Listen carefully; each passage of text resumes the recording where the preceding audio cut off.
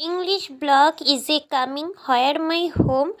doing my janala পরন্তরো my room is decoration and there is full stop people the big invitation where the শ্রাদ্ধ বাড়ি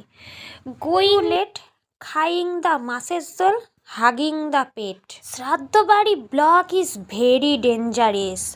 coming the অনেক দিন পর একটা নেমন্তন্ন তাও আবার শ্রাদ্ধ বাড়ি ব্লগিং টু মি